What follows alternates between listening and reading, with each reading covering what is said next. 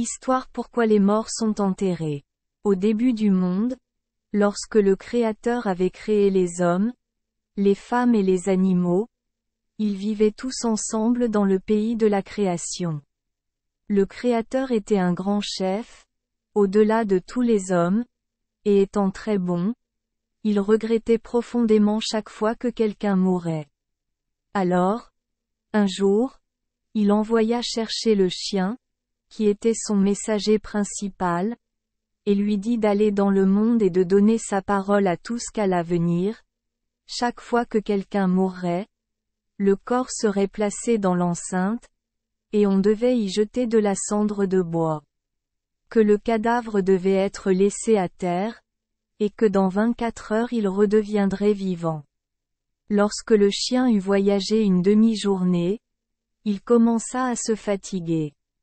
Alors, comme il était près de la maison d'une vieille femme, il regarda à l'intérieur, et voyant un os avec de la viande dessus, il en fit un repas, puis s'endormit, oubliant complètement le message qu'il lui avait été demandé de transmettre. Après un certain temps, alors que le chien ne revenait pas, le Créateur appela un mouton et l'envoya avec le même message.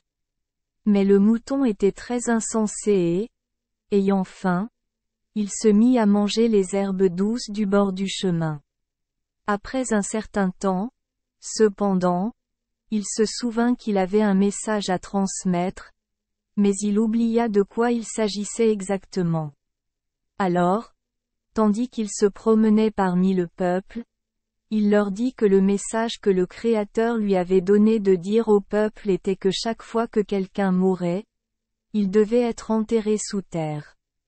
Peu de temps après, le chien se souvint de son message, alors il courut dans la ville et dit aux gens qu'ils devaient déposer de la cendre de bois sur les cadavres et les laisser dans l'enceinte, et qu'ils reprendraient vie après 24 heures.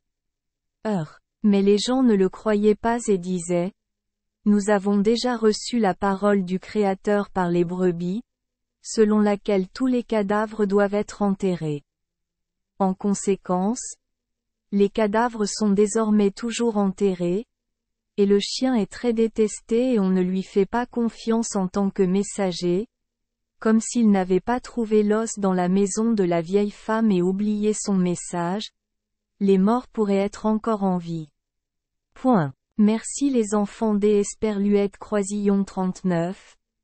Avoir écouté des contes de fées au jour Esperluette Croisillon 39. 8.